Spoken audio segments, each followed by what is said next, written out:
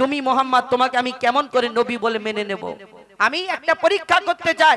ও মোহাম্মদ শোনো, সেই ইহুদি পকেট থেকে একটা খেজুরের দানা বার করে শোনে, বলে মোহাম্মদ এই খেজুরের দানাটা তোমার হাতে দিচ্ছি, তুমি আমার সামনে পুঁতে দাও, আর একদিনেতে একটা গাছ বের করে দেখাতে পারে। একদিনে একটা গাছ কি করে হয়? হয় নাকি ভাই? না। একদিনে একটা খেজুরের দানা থেকে কত বড় গাছ হবে? সেই ইহুদি যখন প্রশ্ন করে, আমার নবী তার মুখের দিকে তাকিয়ে মিচকে হেসে বলে, শোনো ইহুদি, তোমার সামনে এই খেজুরের দানাটা আমি পুঁতে দিচ্ছি, এখানে শুধু একটা গাছ হবে না, এখানে আল্লাহর হুকুমে, আল্লাহর ইচ্ছাতে এখানে একটা গাছ হবে, গাছেতে ফল হবে, এই ফলও তোমাকে খাওয়াবো। আমার নবী মিচকে হেসে যখন এই কথা বলে, সেই ইহুদির মাথাটা একটু কেমন কেমন হয়, চিন্তা করে। কিন্তু ইহুদির সাথীরা বলে, শোনো মোহাম্মদ আসমানের চাঁদকে টুকরা করে দেখায়, জমিনের পাথরকে কলমা পড়িয়ে দেখায়, মোহাম্মদ হয়তো কোনো জাদু টাদু জানে, তুমি মোহাম্মদের সঙ্গে লেগো না। তখন সেই ইহুদি এবার চিন্তা করে, কেমন করে আমি মোহাম্মদের কাছে বাঁচবো? কেন? তারা মনে করেছিল যে জাদুগির আবার নিজের ধর্মেতে নিয়ে নেবে। সেই ইহুদি চিন্তায় পড়ে যায়, নিজের বাড়িতে চলে যায়। আর তারপরে কি ঘটনা হয়, এই বিনা দানার খেজুর হলো কি করে? কবি ছন্দের মাধ্যমে আরো কি লিখছে দেখুন। এক খেজুর দানা নিয়ে এক ইহুদি নবীর কাছে কয়, এক খেজুর দানা নিয়ে এক ইহুদি নবীর কাছে কয়, বলে তোমায় নবী মেনে নেব এই দানাতে যদি একদিনে গাছ হয়, তোমায় নবী মেনে নেব এই দানাতে যদি একদিনে গাছ হয়। আর সেই দানা নিয়ে নবী আমার মাটিতে পুঁতে হাসে, সেই দানা নিয়ে নবী আমার মাটিতে পুঁতে হাসে, বলে এই দানারি ফল খাবে গোকাল ইহুদি তুমি এসে, এই দানারি ফল খাবে গোকাল ইহুদি তুমি এসে, পাবে ইহুদি সত্যি যদি এই দানাতে গাছ হয়ে যায়, সেই ভয়েতে গভীর রাতে ইহুদি দানা চুরি করে তুলে নেয়। ইহুদি আস্তে আস্তে গিয়ে আমার নবী যেখানে দানাটা পুঁতেছিল সেই দানাটা আস্তে করে মাটি সরিয়ে আর সেই খেজুরের দানাটা তুলে নিয়ে এবার নিজের বাড়ির দিকে যাচ্ছে, আর সবাইকে ডাকছে, শোনো শোনো শোনো শোনো, ওই মোহাম্মদ কালকে আমাকে এরকম বলেছিল যে গাছ বের হবে, কিন্তু সেই দানাটা আমি তুলে নিয়েছি আমার পকেটে, সেই মোহাম্মদ যেখানে পুঁতেছিল দানা তো আমি তুলে নিয়েছি, গাছ হবে না। অর্থাৎ কালকে মোহাম্মদকে আমরা বেইজ্জত করব, সবাই মিলে তামাশা দেখব, মোহাম্মদের ওই দানা তো তুলে নিয়েছি, দানা না থাকলে গাছ কি করে হবে? যখন এই ঘটনা সবার কানে পৌঁছে যায়, অনেক লোকজন জড়া হয়, আর তারপরে কি হয় কবি ছন্দের মাধ্যমে অতি মূল্যবান কথাই লিখছে দেখুন। পাবে ইহুদি সত্যি যদি এই দানাতে গাছ হয়ে যায়, সেই ভয়েতে গভীর রাতে ইহুদি দানা চুরি করে তুলে নেয়, সেই ভয়েতে গভীর রাতে ইহুদি দানা চুরি করে তুলে নেয়। পরের দিনে সেই ইহুদি নবীর সাথে গাছ দেখতে যায়, পরের দিনে সেই ইহুদি নবীর সাথে গাছ দেখতে যায়, গিয়ে দেখে সেথায় গাছ হয়ে ফল ভরে রয়, নবী তাকে নিজের হাতে সে গাছের খেজুর খেতে দেয়, আর খেজুর খেয়ে বলে ইহুদি এর দানা কোথায়? গাছ তো হলো। মোহাম্মদ তোমার কাছে আর কোনোদিন প্রশ্ন করব না, আমার আর একটা প্রশ্নের উত্তর দাও। কি উত্তর? শোনো মোহাম্মদ, আরবের বুকে এত হাজার হাজার হাজার হাজার খেজুর গাছ আছে, সব খেজুরের মধ্যে যদি দানা হয়, আটি হয়, কিন্তু তোমার এই খেজুর গাছ হয়েছে, খেজুর গাছে খেজুরও হয়েছে, কিন্তু বলো মোহাম্মদ, আমার এই প্রশ্নটা হলো যে তোমার খেজুর গাছে যে খেজুরগুলো হয়েছে খেজুরের মধ্যে দানা নেই, কি ব্যাপার? কি ব্যাপার? আমার নবীকে প্রশ্ন করে। আর আমার নবী তো কারুকে কোনোদিন কষ্ট দিতেন না, দুঃখ দিতেন না, তাকে যদি ডাইরেক্ট বলে তাহলে তার মনে কষ্ট হবে, বড় কষ্ট হবে, কিন্তু আমার দয়ার নবী কি উত্তর দেয়? আর সেই দিন সেই ইহুদি কি করে কবি ছন্দের মাধ্যমে লিখছে দেখুন। সেই খেজুর খেয়ে বলে ইহুদি এর দানা কোথায়, নবী তাকে নিজের হাতে সে গাছের খেজুর খেতে দেয়, আর খেজুর খেয়ে বলে ইহুদি এর দানা কোথায়, নবী বলে যে গাছের দানা রাতে চুরি হয়ে যায়, নবী বলে যে গাছের দানা রাতে চুরি হয়ে যায়, সেই বিনা দানার গাছের খেজুরে দানা কি আর হয়? ইহুদি তখন স্বীকার করে, ইহুদি তখন স্বীকার করে মোর নবীর কাছে বল, ইহুদি তখন স্বীকার করে মোর নবীর কাছে বল। আর কি বলে, তুমি খোদার সত্যি নবী মুহাম্মদ রাসূল, তুমি খোদার সত্যি নবী মুহাম্মদ রাসূল। পড়ে নাই লা ইলাহা ইল্লাল্লাহু মুহাম্মদ রাসূল। মা আমিনার দোলাই দেখো বলে মিমের ফুল, দুনিয়া ঘুরে পাবে না গো যাহার সমতল। মা আমিনার দোলাই দেখো বলে মিমের ফুল, দুনিয়া ঘুরে পাবে না গো যাহার সমতল। সে আসার পরে পড়ছে দেখো, আসার পরে পড়ছে দেখো সারা জগৎ কো। কি পড়ে বলে লা ইলাহা ইল্লাল্লাহু মুহাম্মদ রাসূল, লা ইলাহা ইল্লাল্লাহু মুহাম্মদ রাসূল। মা আমিনার দোলাই দেখো দোলে মিমের ফুল, দুনিয়া ঘুরে পাবে না গো যাহার সমতল। মা আমিনার দোলাই দেখো দোলে মিমের ফুল, দুনিয়া ঘুরে পাবে না গো যাহার সমতল। একটা ছেলে একটা মেয়ে, একটা ছেলে একটা মেয়ে, হাবিল কাবিল, সুমাইয়া, আকলিমা, লিজা। তো যাই হোক, এই হাবিল কাবিল এই ঘটনা আপনারা শুনেছেন। আমার আরো একটি গজল রয়েছে কুরবানি সম্পর্কে হাবিল কাবিলের। তো এই দুনিয়াতে হাবিল কাবিলকে যখন এই দুনিয়াতে তানাদের জোড়া জোড়া বাচ্চা হলো, আল্লাহ হুকুম দিল ইয়া আদম তোমার সন্তানদের বিয়ে দাও। তো তখন আল্লাহকে প্রশ্ন করলেন, ইয়া আল্লাহ কার সঙ্গে বিয়ে দেওয়া যাবে? তখন আল্লাহ হুকুম দিল যে ভাই বোনের বিয়ে। সেই সময় এই তরফের হাবিলের বোনের সঙ্গে কাবিলের বিয়ে, কাবিলের বোনের সঙ্গে হাবিলের বিয়ে। এবং কাবিলের বোনটা ছিল একটু সুন্দরী, হাবিলের বোনটা একটু নরমাল মতো। আর কাবিল চিন্তা করে আমার সুন্দরী বোন ওকে দিয়ে দেবো, আর আমি কালো মতো বোনকে বিয়ে করব। তাহলে আবার পিতা আদমকে বলে এটা কেমন করে হবে? আবার আল্লাহর কাছে ফরিয়াদ করে আদম নবী। আর আল্লাহ হুকুম দিল যে তোমরা তোমার সন্তানদের দুজনকে কুরবানি করার হুকুম দাও। সেই সর্বপ্রথম হাবিল কাবিল কুরবানি করেছিল, হাবিলের কুরবানিটা আবার কবুল হয়ে গেল। যার কুরবানি কবুল হবে সুন্দরীটা সে পাবে, হাবিলের কুরবানি আবার কবুল হয়ে গেল। কাবিল কি করলো? খুন করে দিল। যে অনেক ঘটনা, কাক কবর খোঁড়া দেখায়। কিন্তু এই হাবিল কাবিল প্রশ্ন করে, বলো তোমরা আমাদের বাপ মা, তোমরা আমাদের জন্ম দিয়েছো, তোমরা আমাদের দুধ পান করিয়েছো, তবে তো আমরা এত বড় হয়ে উঠলাম। কিন্তু এই দুনিয়াতে তোমরা দুনিয়াতে যখন আসলে তোমাদের কে জন্ম দিয়েছে, কে দুধ পান করিয়েছে, কে লালন পালন করেছে? কি উত্তর দেয় কবি ছন্দের মাধ্যমে? অতি মূল্যবান কথায় লিখছে দেখুন। হাবিল কাবিল প্রশ্ন করে হাওয়া আদমকে, তোমরা মোদের বাপ মা, তোমাদের মা বাপকে। হাবিল কাবিল প্রশ্ন করে হাওয়া আদমকে, তোমরা মোদের বাপ মা, তোমাদের মা বাপকে। বলো গো মোদের, বলো কি তাদের নাম ছিল? বলো গো মোদের, বলো কি তাদের নাম ছিল? মোদের দাদা দাদি নানা নানি আছে কোথায়? প্রশ্ন শুনে আদম হাওয়া হলো অবাক গো। হাবিল কাবিলকে তারা কি দেবে জবাব গো? দুজনে আল্লাহ বলে সিজদাতে যায় চলে, দুজনে আল্লাহ বলে সিজদাতে যায় চলে। বলে মাসুম ছেলে মোদের কাছে একই জানতে চায়। হাবিল কাবিল প্রশ্ন করে হাওয়া আদমকে, তোমরা মোদের বাপ মা, তোমাদের মা বাপকে। তারপর পিতা আদম কি বলে, কি উত্তর দেয় কবি ছন্দের মাধ্যমে? আরো কি লিখছে দেখুন। ওই বলছে আদম শোন তোরা শোন, মানব জাতির মাঝে সৃষ্টি আমি প্রথম। মোর পাজিরার হাড়ে খোদা হাওয়াকে গড়ে, আর গন্ধম খেলাম দুনিয়ায় এলাম জান্নাত ছেড়ে। মোদের কেউ জন্ম দেয়নি, মোরা মায়েরই দুধ খাইনি। মোদের কেউ জন্ম দেয়নি, মোরা মায়েরই দুধ খাইনি। পাইনি মোরা মা বাপের ভালোবাসা, মোদের নেই বাপ মা, মোরা এতিম দুজনা।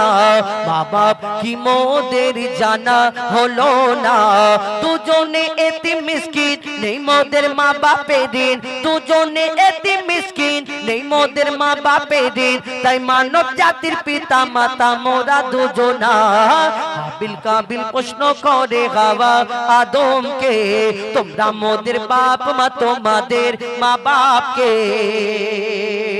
তারপর এই দুনিয়াতে আমরা সকলে জানি ইবলিস শয়তান, আমরা কোনো ভুল কাজ করলে ওর নামে দোষটা প্রথম চাপিয়ে দিই, আরে ইবলিস ধোঁকা দিয়েছে তাই আমরা ভুল করেছি। কিন্তু এই ইবলিস শয়তান কে ছিল? ইবলিস শয়তান, এই শয়তান হওয়ার আগে আজাজিল ফারিস্তা ছিল, যে ফারিস্তাদের সর্দার ছিল, কিন্তু ফারিস্তা হওয়ার আগেও সে অন্য কিছু ছিল। কি ছিল? এই দুনিয়াতে আল্লাহ পাক রব্বুল আলামিন প্রথম মাটির আদমকে সৃষ্টি করার পরে সকল ফারিস্তাদের হুকুম করে, আমার ফারিস্তারা তোমরা মাটির আদমকে সিজদা করে নাও। আর সকল ফারিস্তারা সেই দিন সিজদা করে নেয়, একমাত্র আজাজিল ছাড়া এই দুনিয়াতে সব ফারিস্তারা সিজদা করে নিল যদি, কিন্তু আজাজিল কেন সিজদা করলো না? তার মনে তো একটু অহংকার ছিল এই দুনিয়াতে, তার মনে অহংকার ছিল এই দুনিয়াতে। সে কে তাহলে আসলে? যেমন আমাকে আপনাকে আল্লাহ আদম জাতকে আল্লাহ সৃষ্টি করেছেন আল্লাহর ইবাদত করার জন্য, আমরা কিন্তু আল্লাহর নাফরমানি করি দুনিয়াতে, তেমন আমাদের সৃষ্টি করার আগে আল্লাহ একটা জিন জাতকে সৃষ্টি করলেন আল্লাহর ইবাদত করার জন্য। কিন্তু এই দুনিয়াতে সেই জিন জাতটা আল্লাহর এত নাফরমানি করতে লাগলো, আল্লাহ বলে জিন জাতটাকে ধ্বংস করে দাও ফারিস্তাদের। আর যখন সেই জিন জাতটাকে ধ্বংস করা হলো, তাদের মধ্যে একটা ছোট্ট বাচ্চা বেঁচে রয়ে গেল। এই বাচ্চাটা ইবাদত করতে করতে কম বেশি 6 লক্ষ বছর ধরে ইবাদত করার পরে, যার নাম হলো আজাজিল, যাকে ফারিস্তাদের সর্দার বলা হতো, কিন্তু তার মনে একটু অহংকার রয়ে গেল, আমি জিন জাত, আমি আগুনের সৃষ্টি, আর আমি এই মাটির পুতুল মাটির আদমকে সিজদা করব, এটা কেমন করে হয়? অর্থাৎ তার মনে এই অহংকারের জন্য আল্লাহ তাকে আর আজাজিল রাখলো না, তাকে লানত দিয়ে দিল, সে ওই শয়তানদের সর্দার হয়ে গেল। কবি ছন্দের মাধ্যমে সেই সম্পর্কে এই আজাজিল কি বলে অতি মূল্যবান কথা লিখছে দেখুন। দিল আল্লাহ আওয়াজ, শোনো শোনো সব রাত, দিল আল্লাহ আওয়াজ, শোনো শোনো সব রাত, দেখো আমার গড়া সৃষ্টির সেরা মাখলুকের তাজ, এ মোর মাটির আদম, এ মোর মাটির আদম, তাকে গড়েছি এমন, সারা কায়নাতের জ্ঞান তার মাঝেতে গোপন, আদমকে দোয়া করে নে তোরা সিজদা করে, আদমকে দোয়া করে নে তোরা সিজদা করে, এ সুযোগ দিলে ছেড়ে পাবি অভিশাপ, আজাজিল বলে আমি সিজদা দেব না, আজাজিল বলে আমি সিজদা দেব না, আদমের থেকে আমি দামি খোদা কি জানে না, সে শুনলো না খোদার কথা, ঝুঁকলো না তার মাথা, শুনলো না খোদার কথা, ঝুঁকলো না তার মাথা, সাথে সাথে আজাজিল শয়তান হয়ে যায়, হাবিল কাবিল প্রশ্ন করে হাওয়া আদমকে, তোমরা মোদের বাপ মা তোমাদের মা বাপকে, হাবিল কাবিল প্রশ্ন করে হাওয়া আদমকে, তোমরা মোদের বাপ মা তোমাদের মা বাপকে, বলো গো মোদের বলো কি তাদের নাম ছিল, মোদের দাদা দাদি নানা নানি আছে কোথায়, হাবিল কাবিল প্রশ্ন করে হাওয়া আদমকে, তোমরা মোদের বাপ মা তোমাদের মা বাপকে। তার আগে একটা দুটো নতুন গজল বলি, আমার নবী পাক সাল্লাল্লাহু আলাইহি ওয়াসাল্লাম তার শানে কবি ছন্দের মাধ্যমে লিখছে দেখুন। মুক্তিদাতা আল আমিন নবী আমার, ভুবনে তুমি অনন্য উপহার, মুক্তিদাতা আল আমিন নবী আমার, ভুবনে তুমি অনন্য উপহার, খোদার পরে তেশান মহত বুদ্ধিমান, খোদার পরে তেশান মহত বুদ্ধিমান, নূরে নূরান্বিত রূপের বাহার, মুক্তিদাতা আল আমিন নবী আমার, ভুবনে তুমি অনন্য উপহার, মুক্তিদাতা আল আমিন নবী আমার, ভুবনে তুমি অনন্য উপহার, খোদার পরে তেশান মহত বুদ্ধিমান, খোদার পরে তেশান মহত বুদ্ধিমান, নূরে নূরান্বিত রূপের বাহার, মুক্তিদাতা আল আমিন নবী আমার, ভুবনে তুমি অনন্য উপহার, মুক্তিদাতা আল আমিন নবী আমার, ভুবনে তুমি অনন্য উপহার।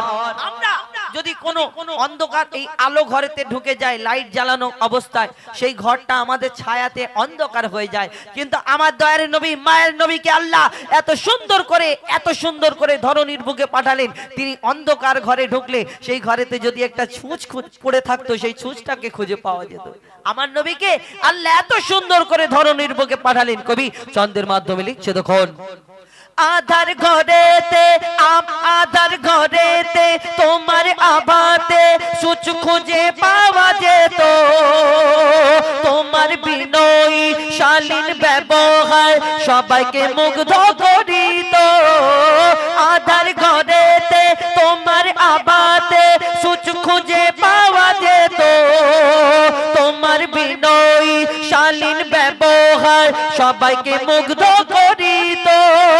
মিষ্টি মধুময় মুখের ভাষা তোমার, মিষ্টি মধুময় মুখের ভাষা তোমার, অনুপম তুমি সেরা রূপকার। মুক্তিদাতা আল আমিন নবী আমার, ভুবনে তুমি অনন্য উপহার। মুক্তিদাতা আল আমিন নবী আমার, ভুবনে তুমি অনন্য উপহার।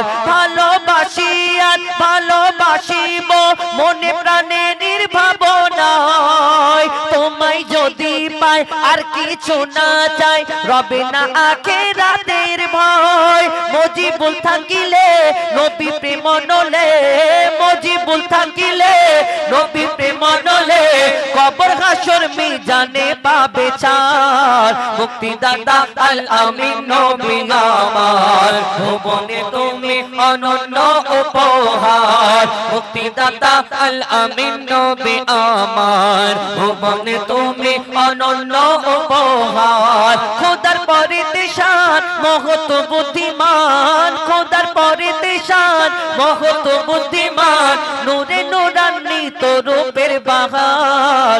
মুক্তিদাতা আল আমিন নবী আমার, ভুবনে তুমি অনন্য উপহার। মুক্তিদাতা আল আমিন নবী আমার, ভুবনে তুমি অনন্য উপহার। মুক্তিদাতা আল আমিন নবী আমার, ভুবনে তুমি অনন্য উপহার। শুনেন, একদম নতুন গজল আপনাদের সম্মুখে পরিবেশন করে শোনালাম। এবার ওই যেটা বলছিলাম ঘটনামূলক গজল, নামাজ সম্পর্কে বলবো নাকি আপনারা? বলবো নামাজ সম্পর্কে একটা গজল বলি, একটু সময় লাগবে, বিরক্ত হবেন না, কিন্তু ওই ঘটনামূলক গজল তো একটুখানি সময় লাগে। আল্লাহ পাক আমার নবী যখন মিরাজে গেলেন, ওই মিরাজে যাবার পরে আল্লাহ পাক রব্বুল আলামিন আমার নবী পাককে ওই 50 ওয়াক্তের নামাজকে উম্মতের জন্য তোহফা স্বরূপ দিয়েছিলেন। আবার তিনি যখন আসছিলেন ওইখানে নবীরা বলেন, ইয়া রাসূলুল্লাহ, ইয়া হাবিবাল্লাহ, আপনার উম্মত 50 ওয়াক্ত নামাজ পারবে না। আমার নবী আবার গেলেন আল্লাহর কাছে গিয়ে 5 ওয়াক্ত কমিয়েছিল, 45 হয়েছিল। আবার বললেন, ইয়া রাসূলুল্লাহ, ইয়া হাবিবাল্লাহ, আপনার উম্মত পারবে না। আবার আমার নবী পাক গেলেন, যাওয়ার পরে আবার 5 ওয়াক্ত কমালো। এই করে করে 5 করে কমে সর্বশেষে 5 ওয়াক্ত এসে দাঁড়ালো। আবার বললেন, ইয়া রাসূলুল্লাহ, ইয়া হাবিবাল্লাহ, পারবে না আপনার উম্মত। তখন আমার নবী বললেন, আমার নবী আর গেলেন না, সর্বশেষে 5 ওয়াক্ত এসে দাঁড়ালো। কিন্তু এর মধ্যে একটা রাজ লুকিয়ে আছে। কিন্তু ভাবুন যে 5 ওয়াক্তটা কেন হলো, 5টার সময় কেন হলো, এবং 5 ওয়াক্ত নামাজ 5 রকম কেন হলো, 2 4 4 এরকম তো আল্লাহ করতে পারতো, সারা দিন কাজ কাম করে সন্ধ্যের পরে নামাজ কালাম পড়ে ঘুমিয়ে যাও, খেয়ে দে না। 5 ওয়াক্ত নামাজ কেন হলো, 5টার সময় কেন হলো, 5 রকম কেন হলো, মন দিয়ে শুনতে হবে। এই দুনিয়াতে এই 5 ওয়াক্ত নামাজ আমাদের আগে কারা কারা পড়েছিল, কে কে পড়েছিল এই 5 ওয়াক্ত নামাজ 5টার সময়? কবি ছন্দের মাধ্যমে লিখছে, দেখুন মন দিয়ে শুনতে হবে। 50-এর বদল 5 তো দিল আল্লাহ দয়াময়, ওগো আল্লাহ দয়াময়। পেয়ে তোফা মুস্তাফা মোর মহা খুশি হয়, পেয়ে তোফা মুস্তাফা মোর মহা খুশি হয়। ওই ফজর জোহর আসর মাগরিব ঈশা কেন হয় বলো, ঈশা কেন হয়? কখনো 2 কখনো 3 4 রাকাত কেন হয়? কখনো 2 কখনো 3 4 রাকাত কেন হয়? 50-এর বদল 5 তো দিল আল্লাহ দয়াময়, ওগো আল্লাহ দয়াময়। পেয়ে তোফা মুস্তাফা মোর মহা খুশি হয়, পেয়ে তোফা মুস্তাফা মোর মহা খুশি হয়, 50-এর বদল 5 তো দিল। এই দুনিয়াতে ফজরের নামাজ 2 রাকাত কেন হলো? ফজরের নামাজ 2 রাকাত ফরজ এবং ভোরের বেলায় কেন হলো? আল্লাহ পাক যখন আদম নবীকে দুনিয়ার মধ্যে পাঠালেন, আল্লাহ ক্ষমা করেছিলেন 300 বছর পরে। আদম হাওয়া একসঙ্গে হওয়ার পরে আল্লাহর কাছে ক্ষমা পাওয়ার পরে আল্লাহর কাছে শুকরিয়া জানায়, আল্লাহ আমাকে ক্ষমা করেছেন, এর জন্য শুকরিয়া। আল্লাহ সেদিন আদম নবীকে হুকুম দিলেন, এ আদম ওইভাবে শুকরিয়া আদায় করলে হবে না, এ আদম তুমি 4 রাকাত নামাজ আদায় করো, আমি আল্লাহ আমার নামে 2 রাকাত এবং তোমার বাপ মার নামে 2 রাকাত। কিন্তু সেদিন আল্লাহ হুকুম দিয়েছিল 4 রাকাত, কিন্তু আদম নবী সেদিন পড়েছিল ওই ভোরের বেলায় 2 রাকাত নামাজ পড়েছিল। কি ঘটনা কবি ছন্দের মাধ্যমে আরো কি লিখছে দেখুন। গন্ধম খাওয়া আদম খাওয়া শুকরিয়া জানায়, গন্ধম খাওয়া আদম খাওয়া শুকরিয়া জানায়। আল্লাহ বলে মিললে যে 4 রাকাত পড়তে হয়, আল্লাহ বলে মিললে যে 4 রাকাত পড়তে হয়। খোদার নামে 2 রাকাত পড়ো, 2 রাকাত বাপ মার, খোদার নামে 2 রাকাত পড়ো, 2 রাকাত বাপ মার। আর 2 খোদার নামে 2 রাকাত পড়ো, 2 রাকাত বাপ মার। 2 রাকাত নামাজ পড়ে আদম যে চুপচাপ, 2 রাকাত নামাজ পড়ে আদম যে চুপচাপ, 2 রাকাত নামাজ পড়ে আদম যে চুপচাপ। খোদার নামে 2 রাকাত গন্ধম খাওয়া আদম খাওয়া শুকরিয়া জানায়। আল্লাহ বলে মিললে যে 4 রাকাত পড়তে হয়, খোদার নামে 2 রাকাত পড়ো, 2 রাকাত বাপ মার। আর 2 রাকাত নামাজ পড়ে আদম যে চুপচাপ, 2 রাকাত নামাজ পড়ে আদম যে চুপচাপ। বাপ মা তাহার ছিল না তাই পড়ে 2 রাকাত,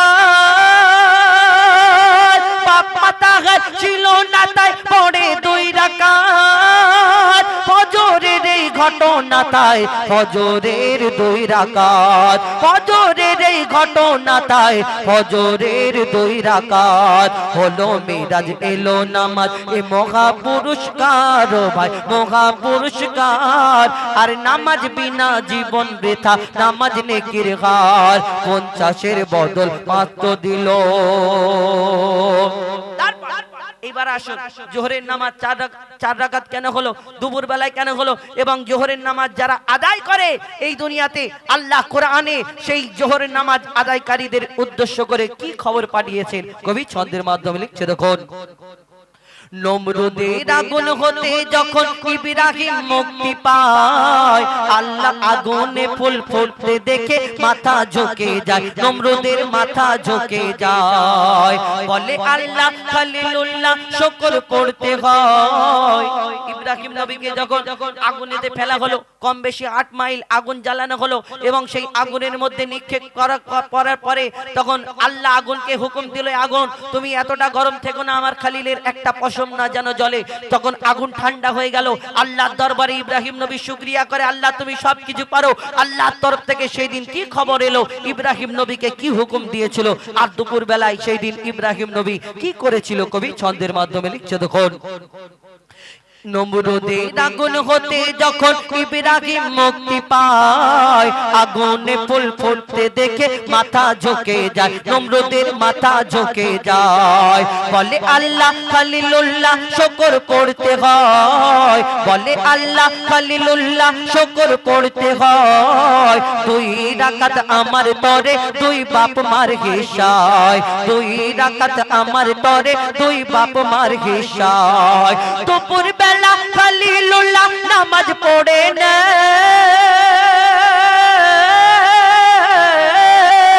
দুপুর বেলা খলিলুল্লাহ নামাজ পড়ে নেয়। তার নাম যে জোহর পেল কদর কোরআনের পাড়ায়, তার নাম যে জোহর পেল কদর কোরআনের পাড়ায়। এই জোহর নামাজ আদায়কারী সে মোর প্রিয় হয়, ওগো সে মোর প্রিয় হয়। তার গায়ের পশম খোদার কসম দোজাক না জ্বালায়, তার গায়ের পশম খোদার কসম দোজাক না জ্বালায়। 50-এর বদল 5 তো দিল। ইব্রাহিম নবী 4 রাকাত নামাজ আদায় করেছিলেন। এবার আসুন আসরের নামাজ 4 রাকাত কেন হলো, বিকাল বেলায় কেন হলো, কি ঘটনা হয়েছিল, কবি ছন্দের মাধ্যমে লিখছে দেখুন। 40 দিন মাছের পেটে ছিল ইউনুস নবী, আর মুক্তি দিয়ে বলে খোদা নামাজ পড়ে নেবে, ইউনুস নামাজ পড়ে নেবে। খোদার নামে 2 রাকাত আর 2 রাকাত বাপ মার, আল্লাহর নামে 2 রাকাত আর 2 রাকাত বাপ মার, আর 4 রাকাত নামাজ পড়ে ইউনুস শুকরিয়ার। সেদিন 4 রাকাত নামাজ পড়ে ইউনুস শুকরিয়ার। এই নামাজ যখন পড়ে তখন বিকাল বেলা, এই নামাজ যখন পড়ে তখন বিকাল বেলা, আধার আলো আকাশেতে করছিল যে খেলা, তখন আধার আলো আকাশেতে করছিল যে খেলা। ওকে মারে দেখি তোমার এই আসরের বেলা রে ভাই, এই আসরের বেলা, আর তওবা করো নামাজ পড়ো জপো তসবিহ মালা। 50-এর বদল 5 তো দিল আল্লাহ দয়াময়, ওগো আল্লাহ দয়াময়। পেয়ে তোফা মুস্তাফা মোর মহা খুশি হয়, পেয়ে তোফা মুস্তাফা মোর মহা খুশি হয়। এবার আসুন মাগরিবের নামাজ বিজোড় কেন হলো? সব যদি 2-4-4, সব যদি 2-4-4 সবকিছু জোড় হয়, তাহলে এই মাগরিবের নামাজ বিজোড় কেন হলো? সন্ধ্যাবেলায় কেন হলো? এবং এই না রাত না দিন, ঠিক মাঝে ওই সন্ধ্যাবেলায়। আর এই দুনিয়াতে এই মাগরিবের নামাজ আদায় করলে আল্লাহ কি ফায়দা, কি ফাইজ ফাজিলাত রেখেছেন এই দুনিয়াতে।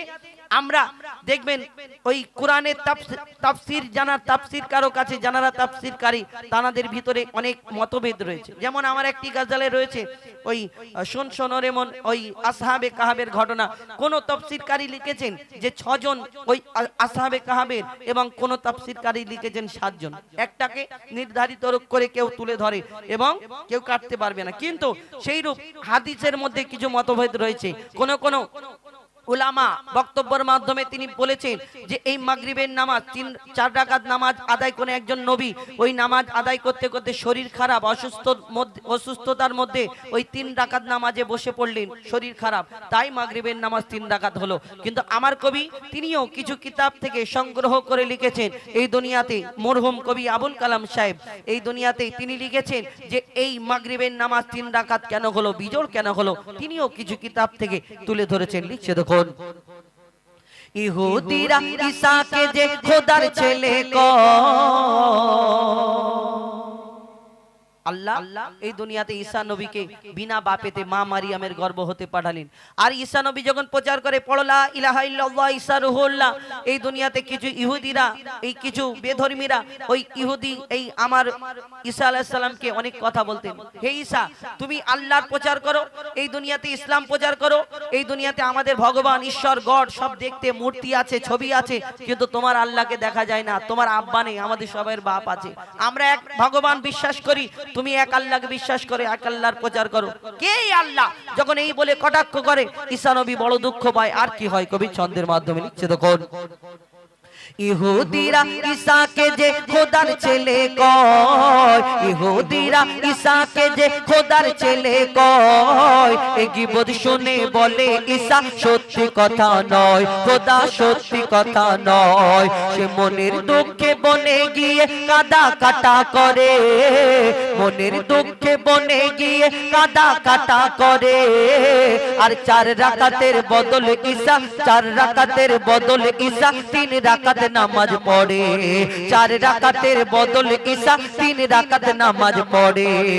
খোদার নামে 2 রাকাত আর 1 রাকাত আর মার, খোদার নামে 2 রাকাত আর 1 রাকাত আর মার। আর বাপ ছিল না 3 হলো তাই হলো না যে 4, তার বাপ ছিল না 3 হলো তাই হলো না যে 4। এই নামাজ যখন পড়ে তখন যে মাগরিব ভাই, তখন যে মাগরিব, শোন রে এতিম বাপের স্নেহ দেবে এ মাগরিব, শোন রে এতিম বাপের স্নেহ দেবে এ মাগরিব। 50-এর বদল 5 তো দিল আল্লাহ দয়াময়, ওগো আল্লাহ দয়াময়। পেয়ে তো তোফা মুস্তাফা মহা খুশি হয় 50-এর বদল 5 তো দিল। এবার শেষ কথা, ঈশান নামাজ 4 রাকাত কেন হলো এবং এই 4 রাকাত নামাজ আমরা ঈশান নামাজ যদি আদায় করি আমাদের জন্য কি ফায়দা আছে? আমরা কোন কোম্পানিতে কাজ করলে যদি 15 দিন কাজ করি আর 15 দিন না করি 1 মাসের মাইনে কেউ দেবে না, 15 দিন কেটে আর আমাদেরকে বের করে দেবে। কিন্তু দুনিয়াতে আল্লাহকে আল্লাহ তোমার ইবাদত করব, তোমার বান্দেগি করব, দুনিয়াতে এসে আমরা এই মোবাইলেতে ব্যস্ত থাকি, কত কি ব্যস্ত থাকি। কিন্তু এই ঈশার নামাজ আদায় যদি কেউ করে তার কি ফায়দা হবে? এবং ঈশার নামাজ রাত্রিরে কেন হলো, 4 রাকাত কেন হলো? শেষ কথায় লিখছে দেখুন, খোদা দ্রোহী ফেরাউন দিচ্ছিল বড় জ্বালা, খোদা দ্রোহী ফেরাউন দিচ্ছিল বড় জ্বালা। আর আল্লাহ বলে মুসা নবী দেশ ছেড়ে তুই পালা, ও মুসা দেশ ছেড়ে তুই পালা। মুসা নীল দরিয়ায় আশা মারে দরিয়া হলো নীল দরিয়ার সামনে এসে হাজির। আল্লাহ কি হবে? আল্লাহর তরফ থেকে খবর আসে, ও মুসা তোমার হাতের আশামারিটা নীল দরিয়ায় রাখো, বাকি আল্লাহর কাজ আল্লাহ করবে, তোমার কাজ তুমি করে যাও। তারপর কি হয় কবি ছন্দের মাধ্যমে লিখছে দেখুন, মুসা নীল দরিয়ায় আশা মারে দরিয়া হলো পাক, মুসা নীল দরিয়ায় আশা মারে দরিয়া হলো পাক। আর ওই পারেতে উঠলো মুসা ডোবে ফেরাউনের ঝাঁক, ওই পারেতে উঠলো মুসা ডোবে ফেরাউনের ঝাঁক। পারে যখন উঠলো মুসা তখন ছিল ঈশা, পারে যখন উঠলো মুসা তখন ছিল ঈশা। আর আশা তুলে মুসা পড়ে 4 রাকাতের ঈশা, সেদিন আশা তুলে মুসা পড়ে 4 রাকাতের ঈশা।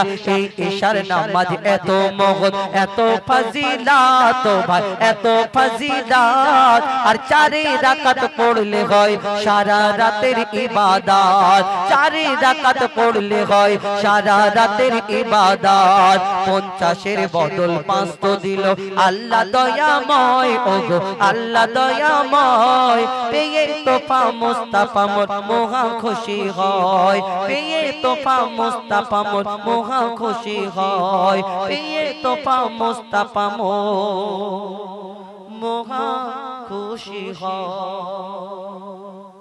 শুনুন ঘটনামূলক গজল। আল্লাহ আল্লাহ বল রে মাঝি, আল্লাহ আল্লাহ বল, আল্লাহ আল্লাহ বল রে মাঝি, আল্লাহ আল্লাহ বল, আল্লাহ আল্লাহ বল রে মাঝি, আল্লাহ আল্লাহ বল, আল্লাহ আল্লাহ বল রে মাঝি, আল্লাহ আল্লাহ বল। পড়ে বিসমিল্লাহ ও মাঝি, পড়ে বিসমিল্লাহ, পড়ে বিসমিল্লাহ ও মাঝি পাক মদিনায় চল। আল্লাহ আল্লাহ বল রে মাঝি, আল্লাহ আল্লাহ বল, আল্লাহ আল্লাহ বল রে মাঝি, আল্লাহ আল্লাহ বল। আমাদের সাথে তোমাদের সবাই যাওয়ার ইচ্ছা? কার কার যাওয়ার ইচ্ছা দেখি হাত তুলে বলো, হাত তুলে হাত তুলে হাত তুলে। তোমার যাওয়ার ইচ্ছা নেই? হজে যাবে না? তুমি যাবে না? ও বাবা লজ্জা করছে। আচ্ছা ঠিক আছে, যদি যাওয়ার, এই তো তোর কি হয়েছে, ঠান্ডা লাগছে না বগল ছেঁড়া? হাত তোল। তো যাওয়ার ইচ্ছা তো, তাহলে আমার সঙ্গে কি বলতে হবে? আল্লাহ আল্লাহ বল রে মাঝি, আল্লাহ আল্লাহ বল। কি বলবে? আল্লাহ আল্লাহ বল, জোরে বলতে হবে কিন্তু। এই পাতাটা এমনি বলছি, চলো। আল্লাহ আল্লাহ বল রে মাঝি, আল্লাহ আল্লাহ বল, আল্লাহ আল্লাহ বল রে মাঝি, আল্লাহ আল্লাহ বল, আল্লাহ আল্লাহ বল রে মাঝি, আল্লাহ আল্লাহ বল, আল্লাহ আল্লাহ বল রে মাঝি, আল্লাহ আল্লাহ বল। পড়ে বিসমিল্লাহ ও মাঝি, পড়ে বিসমিল্লাহ, পড়ে বিসমিল্লাহ ও মাঝি পাক মদিনায় চল। আল্লাহ আল্লাহ বল রে মাঝি, আল্লাহ আল্লাহ বল, আল্লাহ আল্লাহ বল রে মাঝি, আল্লাহ আল্লাহ বল, আল্লাহ আল্লাহ বল রে মাঝি, আল্লাহ আল্লাহ বল, আল্লাহ আল্লাহ বল রে মাঝি, আল্লাহ আল্লাহ বল। পাক কলেমা পড়তে পড়তে দেই না রে পাল তুলে মাঝি, দেই না রে পাল তুলে। মদিনাতে পৌঁছে দে রে আমায় যে কোনো হালে মাঝি, আমায় যে কোনো হালে। পাক কলেমা পড়তে পড়তে দেই না রে পালতুলে মাঝি দেনারে পালতুলে মদিনাতে পৌঁছে দে রে আমায় যে কোনো হালে মাঝি আমায় যে কোনো হালে ডুবে না তো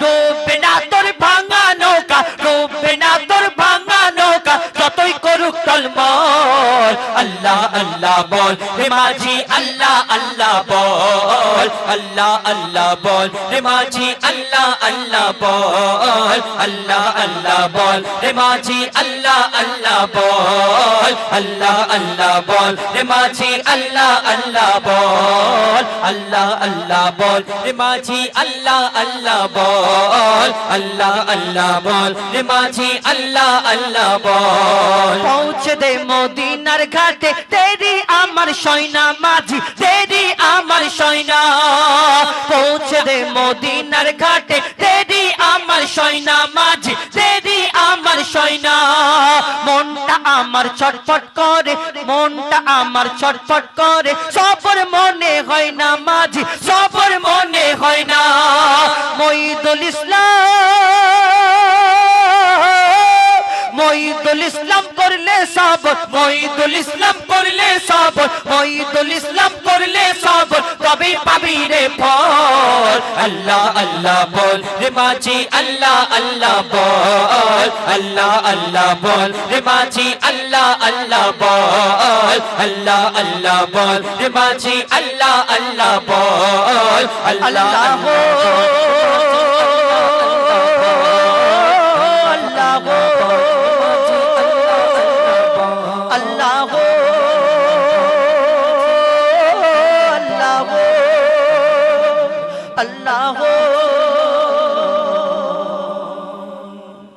এই দুনিয়াতে স্বার্থ ছাড়া একটা পা কেউ চলে না কবি ছন্দের মাধ্যমে লিখছে দেখুন স্বার্থের এই দুনিয়াদারে স্বার্থের পেছনে ঘোরে স্বার্থের এই দুনিয়াদারে স্বার্থের পেছনে ঘোরে স্বার্থ ফোরালে মোরা করি সব মারামারি স্বার্থের এই দুনিয়াদারে স্বার্থের পেছনে ঘোরে স্বার্থ ফোরালে মোরা করি সব মারামারি স্বার্থ যতক্ষণ আছে আসবে সব তোমার কাছে স্বার্থ যতক্ষণ আছে আসবে সব তোমার কাছে বিনা স্বার্থে করে না কেউ তাবেদারি স্বার্থের এই দুনিয়াদারি স্বার্থের পেছনে ঘোরে স্বার্থ পোড়ালে মোরা করি সব মারামারি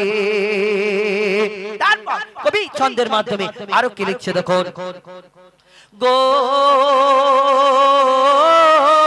স্বার্থ আছে প্রতি কাজে দেখো সকাল সাজে বিন স্বার্থ আছে প্রতি কাজে দেখো সকাল সাজে গেহ বিনা স্বার্থে তোলা বয় না ভোকা প্যাসাই কত তড়পায় জোটে না তাদের রুটি সেথা কেউ কি চোখে দেখা পায় না মরে গেলে দলে দলে আসবে কত আপন সবাই বলবে দেব ওর কাপড় জিন্দা ছিল যখন রুটি দিল না তখন জিন্দা ছিল যখন রুটি দিল না তখন গো মরাকে কাফন দিয়ে মরাকে কাফন দিয়ে দেখাই বাহাদুরি স্বার্থের এই দুনিয়াদারে স্বার্থের পেছনে ঘোরে স্বার্থ পোড়ালে মোরা করি সব মারামারি একটা গরিব মানুষ একটু জায়গা জমি আছে দেখবেন তার পিছনে কি একদম আমরা ধার দেবো তার পিছনে গিয়ে আবার তোমার কোনো টেনশন নেই কোচি আমি আছি তোমার পিছনে যা লাগবে আমাকে বলবে কেন কেন বলতে সেটা তো পরে বুঝতে পারো মানে ফাদি ব্যাপার লিখছে দেখুন জায়গা জমি যদি জায়গা জমি থাকে যদি আসবে সবাই ছুটে তোমার বিপদ আপদে কেঁদে বুক ভাসাবে